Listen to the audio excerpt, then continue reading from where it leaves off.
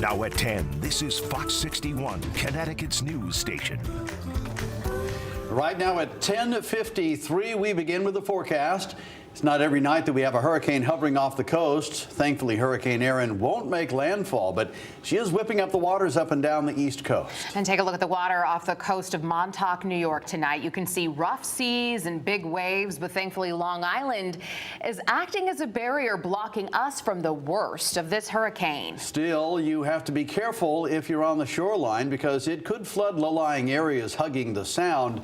Thanks for joining us after the game for the Fox 61 News at 10. I'm Brent Harden. And I'm Sarah Sanchez. Plenty to cover tonight, so let's get straight to Chief Meteorologist Rachel Frank. So, Rachel, how high can we expect waves to get tonight? So water levels are going to end up cresting about 1 to 1.5 feet higher than they usually do. And in terms of wave height, we're thinking waves could be as high as 2 to 3 feet for western Long Island Sound and could be as high as 4+ feet in parts of eastern Long Island Sound. Here's a look at the storm. I mean, when you look at that satellite, you think, oh my goodness, how lucky are we? It is so big. The storm is missing us and it is racing northeast away from the East Coast. And winds really aren't too bad from this system. We've got gusts to 24 miles an hour right now in Norwich, and these winds are going to steadily come down. So we're not thinking wind is an issue tomorrow. A coastal flood advisory is in effect until 1 o'clock in the morning. Water levels have already crested, though, for Clinton and also for New Haven, and they are just below what is considered to be minor flooding.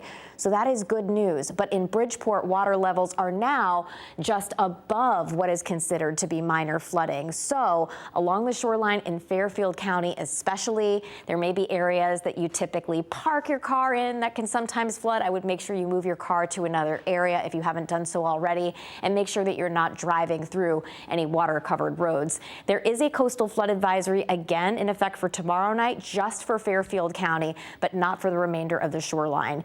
In the meantime, we are looking at a warming trend as we head through the next couple of days. Lows in the 50s tonight. Highs tomorrow are back up into the 80s. And if you like this, you're going to like the weekend. But enjoy while it lasts. We'll explain coming up. All right, Rach, thank you. Well, while Hurricane Erin won't make landfall, Connecticut beaches were barren today because most people elected to stay out of the water. We sent Fox 61 Stefan Rios down to the shoreline to check out the waves, and he joins us now live from Stonington Point. Stefan.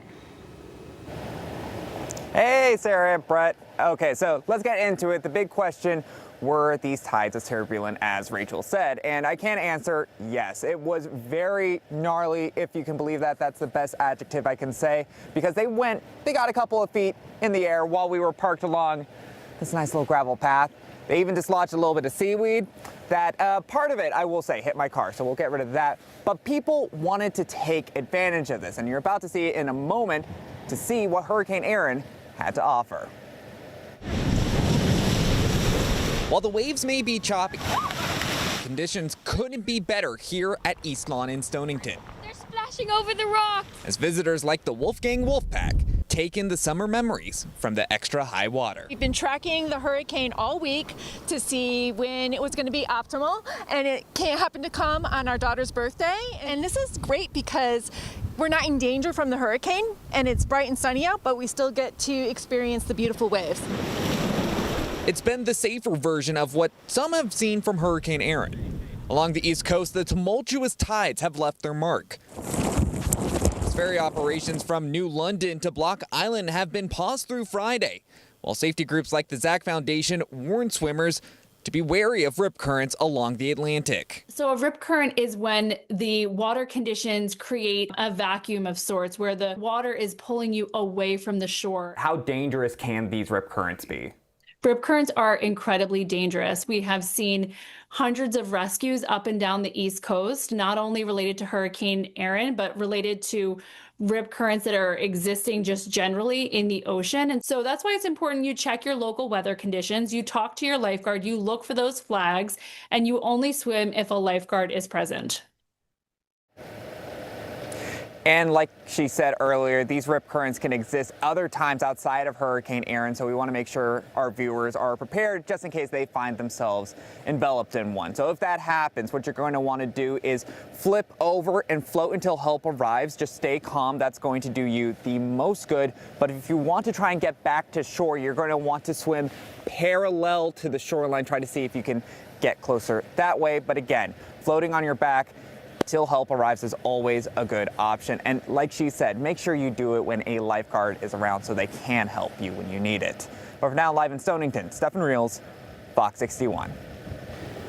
All right, Stefan, thank you. And we will keep an eye on Hurricane Erin throughout the night. You can stay in the know by downloading the free Fox 61 News app or the Fox 61 Plus app on your smart TV. New tonight, state leaders are touting a fire prevention initiative in the wake of several devastating fires. Fox 61's Tim Latow shares what you should do now to prevent tragedy down the line. State fire leaders have been working behind the scenes for months on Fire Safe CT, an initiative that agencies across the state will use for timely fire prevention messaging to the public. They say that after multiple destructive and deadly fires in recent weeks, there's never been a more pressing time than now to roll out the program. The fire service is diverse in the state of Connecticut, and so we wanted to be able to come together and provide a unified voice so we're all saying the same thing when it comes to fire safety. So many homes and buildings on fire across Connecticut, Hartford, Cheshire, Southington, Rocky Hill, and Meriden are only a handful ravaged by flames in just the last 2 weeks. So leaders across the state formally rolled out Fire Safe CT on Thursday. Part of the initiative is to make sure that the messages are timely based on the seasons. Fire causes change as the year progresses, and we concentrate on different messages throughout the year. The initiative provides information to the public on fire safety, as well as videos and social media elements that fire departments across the state can all use in an effort to better educate and inform those they serve. After a significant fire, the fire marshals have a lot of different hats to wear in terms of doing investigations, following up, and taking care of all of that. But we also want to make sure that those fire departments are equipped to get fire safety information out into their community when people are thinking about it.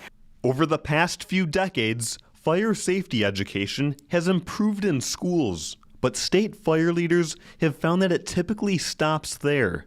Now, they hope people of all ages are able to brush up on fire safety tips. For a long time, we've concentrated on grade school, but now we really understand that fire safety is one of the risks that fire departments mitigate, and it's really critical that we're paying attention to all the various hazards in our communities. In addition to following Fire Safe CT's social media accounts, state fire leaders say to make sure you're following your own municipal agency's accounts for specific messaging. In Windsor Locks, Tim Latow, Fox 61. Well, some farmers in our state will soon get a helping hand from the federal government. There are new funds available to compensate for crops lost to natural disasters.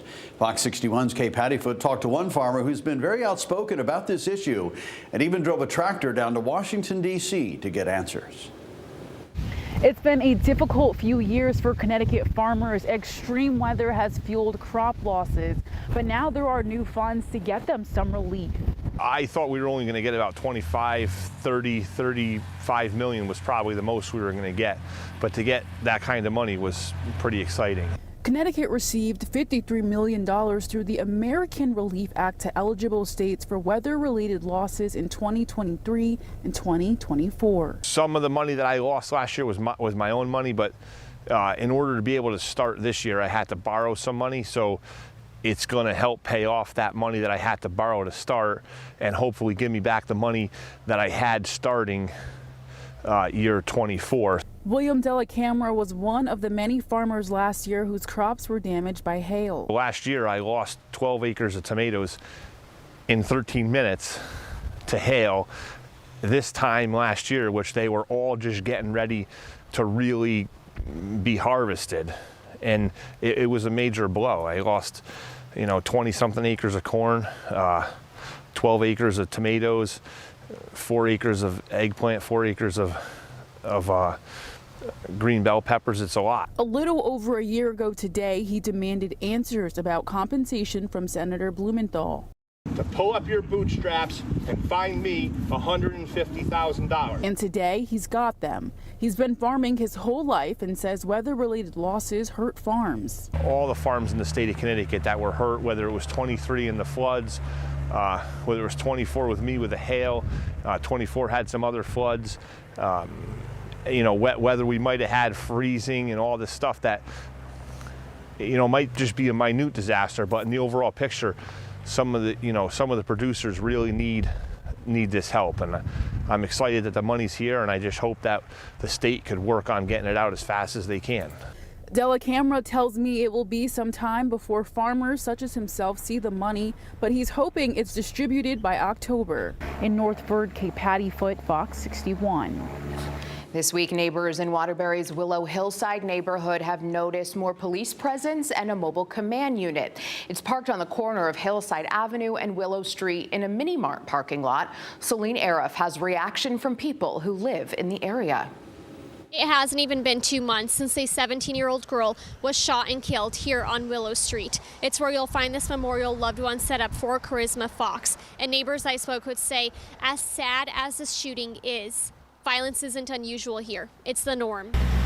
Derek Stitz says he's been in this neighborhood a long time. It's where he raised his kids here on Wyman Street, just 2 blocks over from Willow Street. He says overall it is not a bad place to have raised his family, but it's a different story when you get to Willow, which is where the mobile command post was Thursday morning. Waterbury Police Chief Fernando Spagnolo says they brought the mobile command post out to the area recently after a double shooting over the weekend. It's the same area where a 17-year-old high school senior was killed in July. Police say she was an innocent bystander. Chief Spagnolo says they're working closely with neighborhood groups and other city departments to do everything they can to stabilize the neighborhood. Some neighbors like Stith say they're noticing a change in crime levels already. Yeah, it's sending a message that, we don't want this here no more. It's plain and simple. It's a good thing that they are here. The police chief says there's no timeline for how long the mobile command unit will stay here, but he says it's not going anywhere until they come up with some longer-term solutions to violence in the neighborhood. Reporting in Waterbury, Celine Air, Fox 61.